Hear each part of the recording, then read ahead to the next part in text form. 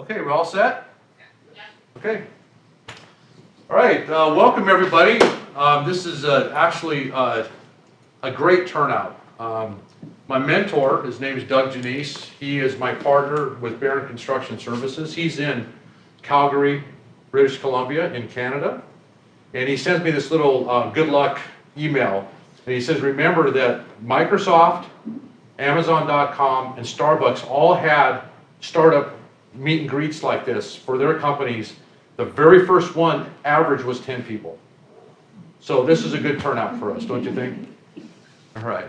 So anyway, well, we'll just get a little bit of introduction. My name is William Windish. I am from the United States, not on purpose. I work in Saudi Arabia and in the Middle Eastern region. I'm currently living in Dubai while I'm working on my next project.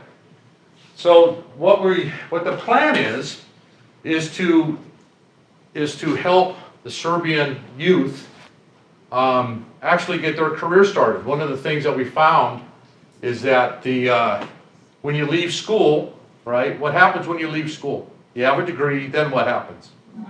Nothing, right? So there's a real gap between your education and the job market. Is that true? Can you agree with that? Yes. Okay, so in that gap, what we want to do is that we want to use a collective ideas and thinking to fill that gap in to make the transition easier from school into your career. I mean, you didn't go to school just to go to school. You went to school to actually do something with it, right? Okay, first of all, this is what we named it. Mind you, this can all change, but this was a domain name that I felt kind of fit. I felt it was attractive, and it was available as a website, right? It's a domain name. So we own this name now. Okay, next one. Okay, these are some of the, I work a lot with architects and designers in my business. I'm kind of like a design manager. My background is construction. I started from, digging ditches, and I worked on the Alaskan pipeline right out of high school. Very little time in school. Mainly, my education was out in the field. I didn't go back to school until 2002, to let you know. I went back and got my project management certification, and then I got my PMP only in 2009. So what I'm talking to you about is stuff that I see in the design world, and I see the shortcomings that the designers have. Like, there's a real disconnect between architects and engineers, the field. There's this a range of communication problems that they have. So I've seen it all the way around. So next one. So we do buildings. Okay, this is the target that we want to have. So does everybody here fit any of this? Huh? Anybody that doesn't? Okay, so we got the right people in the room, right? So right now we probably have more of these two, right? You probably have more of these types. That's good, because I'll get to this later. Next. Okay, the services that we want to have available to the kids, right? I'll call you kids. It's career advice, like an interview. How many people have gone through a job interview? Raise your hand. 1, 2. So everybody has. How many thought they did good? 1, 2. Okay. Did it get you a job? Okay, very good. All right, we got some winners. But what we do is we kind of give you some advice. We'll look at what you have in your CV. We'll look at what you want to do. But we also want to know where you want to go, right? Do you want to stay here in Serbia? Do you want to go work international? Do you want to go work in Asia? It's important that we get to know those things. Internship. How many people here went on an internship? 1, 2, okay. How many people here today have a mentor? Who has one. I do. Okay. She does. I can be your temporary mentor for now. Okay. And the other one is the tools and training for freelancers. How many people here are freelancers? Okay. Very good. Well, welcome, by the way. Okay, next. Okay, this is me. That's my son. Go to the next one. Humble beginnings. I started off, like I said, basically digging ditches, working out a golf course. Worked out a golf course since I was 14 until I got out of high school. And then out of high school, I went and worked out in the field. Next. Learning the hard way. It's always the best way. Isn't that the best teacher? The School of Hard Knocks? Go ahead. Okay. Going international. I went international when I went to Alaska at the age of 18. In 1993, I went and worked on a project, an irrigation project in South America. And what this was to do was the dam that was installed between Uruguay and Argentina displaced thousands of farmers. So what we did is we relocated those farmers to different areas, gave them irrigation systems, gave them cattle, gave them a fresh start on 68 hectares of land. So I've been doing international work for quite a long time. In fact, I don't think I've ever stopped. I think I've only had maybe a couple years where I was home. Next. Project Management Institute. Who knows about this? Anybody here? Anybody ever heard of this before? No? Nobody? Okay. Project Management Institute is, I'm a PMP, which is kind of like the equivalent of a master's degree in project management. This is a key element doing international work. We will have courses available that you can take online, or we can actually coach you on certain aspects of this. There are certain things. There's a PMP, which I am, but there's also a CAPM, which is like a junior level project manager.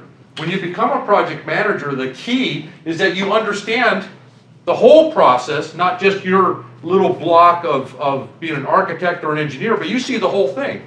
And what that does is it makes you more effective and more valuable to an employer. Next. Okay, giving back. My son and I have been doing side projects. I call it side projects. How many here play a musical instrument? 1, 2. Okay. Right. How many here played sports? Wow. All right. So if you love the sport, what was the thing that you would do when you weren't in a game? What would you do? You'd practice, right? You practice your instrument. So doing projects like this is kind of like a practice. I mean, I have a passion for it and I'm very good at it. So I constantly work on projects. We have like a list of projects that we kind of dabble in, and then when one starts to kind of come together, we concentrate our efforts. And 5 years ago in Kenya, my brother-in-law got approached about helping an orphanage in Nairobi. And in Nairobi, there was a lot of corruption, a lot of crime.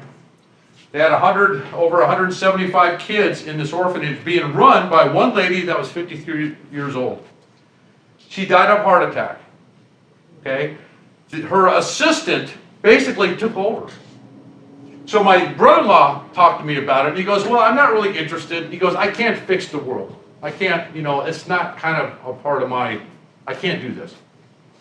Within a week, the rebels came in and took every boy from the age of 10 to 16. So now they're down to like 120 kids. When that happened, that was the turning point. My brother-in-law says, now we have to do something. Now we're seeing how vulnerable these kids are. So I get online, network, LinkedIn, network, friends, favors, everything. We got the kids relocated out of the city into a compound. We hired a security company to come in and keep an eye on it and keep it secure. When they moved in, they had it was secure, but it wasn't really a functional place. It was just a bunch of buildings.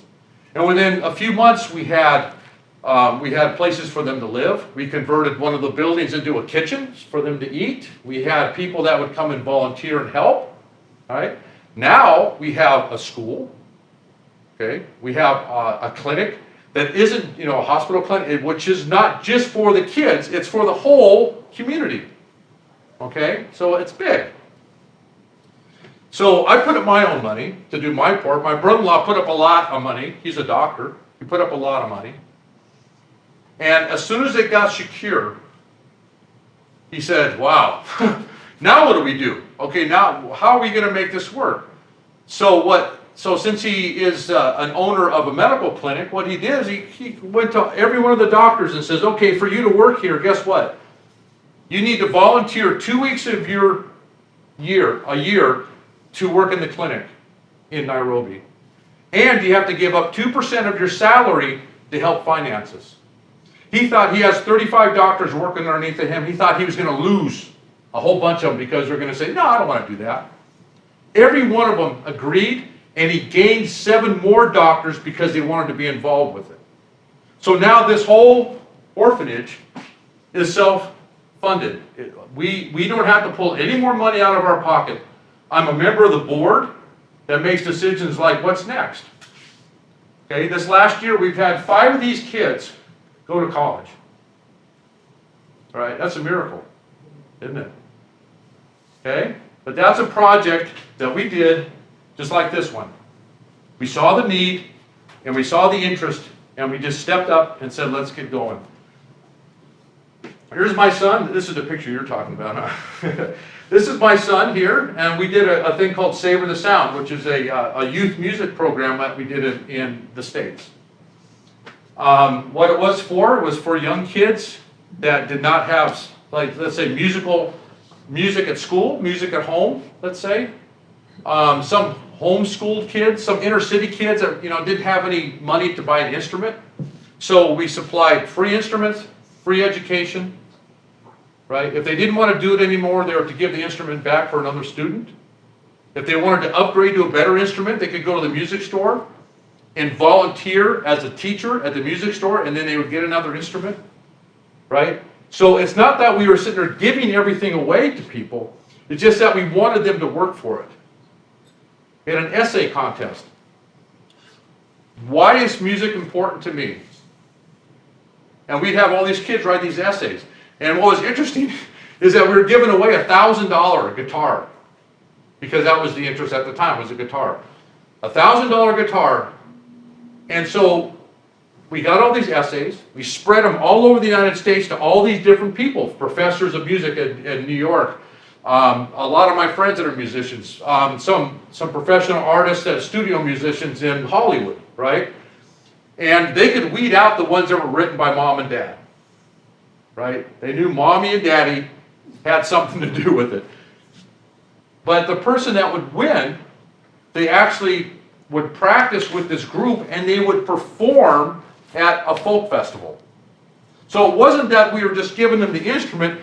They had to be an ambassador to the program and go out into the world and show everybody what Savor the Sound's doing. One mistake that we made, lessons learned, is that we did not talk to the people like I'm talking to you today. We did not talk to the end user enough to get feedback. We assumed that we're doing such great work that the money would just come in, that we'd get all this support from the community, from individuals, that whole thing. All right? So, lessons learned, we didn't do that. Savor the Sound is still alive, but not nearly as big as we had envisioned it. It's still kind of plugging away. It does a lot of preschool stuff. It always does shows at the folk festivals with the kids that are learning how to do music. And every one of these kids comes from a broken home, or actually from like a boys' home or a girls' home. They're all in trouble, but it's just a way to lift people up. So giving back is something that is ingrained, that I've had since my childhood from my parents. So these are the 2 big projects that we've done so far. This is number 3. Next. Okay, music. Here's Preschool Jam. This is Savor the Sound. Next. Okay, now, a problem to solve. This is a medical city, Saudi Arabia. Okay? There's 3 of these monsters that are being built. I was hired to be on the design team.